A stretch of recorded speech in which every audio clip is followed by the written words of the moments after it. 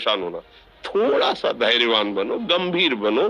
कोई भारी से भारी विपत्ति में परेशानी स्वीकार करके विपत्ति से थोड़ी निकला जाता। सुलझो, ठीक है, ये विपत्ति आई, ये समस्या आई, इसका समाधान होगा। ऐसा थोड़ी कि हमें नष्ट कर देगी। अगर अभी हमारी बड़ी हानि हो जाती है, हम कल इससे बड़ा लाभ प्राप्त कर सकते हैं। हमको एकदम बिल्कुल गंभीर रहना है, इतने कमजोर नहीं बन जाना। अब वो गए तो क्या होगा, अब वो वस्तु गई तो क्या, पद गया तो क्या होगा। प्रयास किया था, ये पद मिला था, इससे बड़ा पद प्राप्त करूंगा, मैं इससे बड़ा महान बनूंगा।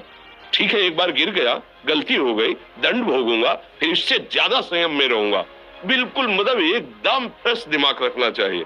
और अपने लोग क्या है, जरा सी बात में एकदम पचड़ा कर लेते हैं, एकदम कमजोर हो जाते हैं। ये बिल्कुल ठीक नहीं है। हम जीवन भर की यात्रा की बात कह रहे हैं, भारी से भारी कष्ट में भी मुस्कुराना, तो हमें बल मिला है, हमें भगवान की कृपा का दर्शन हुआ है, हमें उनका दुलार दिखाई दिया है।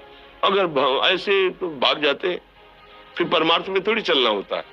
आज जो आप सुन करके लाभ लेने की चेष्टा कर रहे हो ना, ये केवल प्रवचन नहीं है, ये जीवन है। अगर ये जिए ना होते ना, तो ये इसका प्रभाव नहीं पड़ता, फिर वाणी का प्रभाव नहीं पड़ता।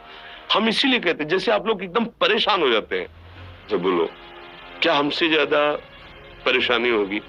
दोनों किडनी खराब, दवाई लाने के लिए पैसे नहीं, पानी रखा है, हम उठ के पी नहीं सकते, भीषण शरीर में कष्ट, भीषण बुखार, क्योंकि किडनी फेल, जरा में बुखार, खाने को क्या, रोटी मांग के लाओ। अगर वहां सब्जी मिलती है तो लाल मिर्च ऐसी पड़ के मिलती थी कि पा नहीं सकते थे। आप सोचो, पानी लाना है तो मुझे लाना है, पीना है तो मुझे पीना है।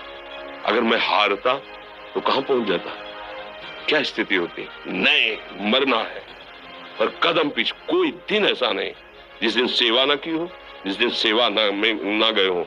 गुरु जी की सेवा में जाना है, पहले अपने को स्वस्थ साबित करना है, नहीं वो सेवा नहीं लेंगे। तुम बीमार हो, तुम कष्ट में हो, ऐसा उनकी दृष्टि बड़ी शांत है। उनकी सेवा की, आके लेट गए, फिर हिम्मत की, अपनी श्री जी की सेवा की, मधुकरी नहीं गए, 3-3, 4-4 दिन भोजन नहीं गए, पर सेवा नहीं छोड़ा, दिनचर्या नहीं छोड़ी। और उसका प्रधान कारण संयम, ब्रह्मचर्य, भगवदाश्रय, नाम जप, कभी हारने नहीं दिया।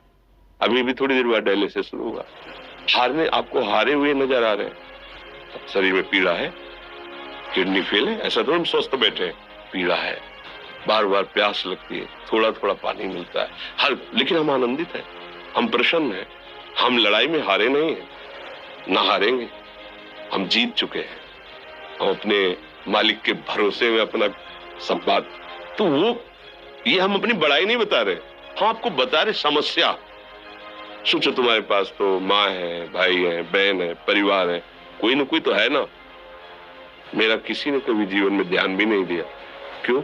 बचपन से बाबा जी बन गए, किसी से प्यार नहीं, किसी से संबंध नहीं, कोई जानकारी नहीं, हम कहाँ हैं, वो कहाँ, किसी से कोई मतलब नहीं। अच्छा, जवान साधु कौन श्रद्धा करे? कभी गांव जाने की हिम्मत नहीं पड़ती कि रोटी मांग ले। पता नहीं लोग क्या सोचेंगे, क्या भावना कर ले। हम दरवाजे पे खड़े हैं, क्या कैसी भाव, जो हमारे सामने आकाश वृत्ति से आया यौवन अवस्था में, वही पाया, अन्यथा भूखे रह गए। जब हम हर समय अपने को विवेक के द्वारा सावधान रखे, तो हम कभी निराश नहीं हुए, कभी उदास नहीं हुए, कभी ऐसा नहीं लगा कि यार हम दुखी, कभी नहीं लगा।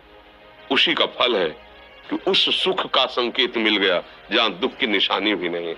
वही उसी के बच्चे हो, हम सब उसी धातु से बने हुए हैं।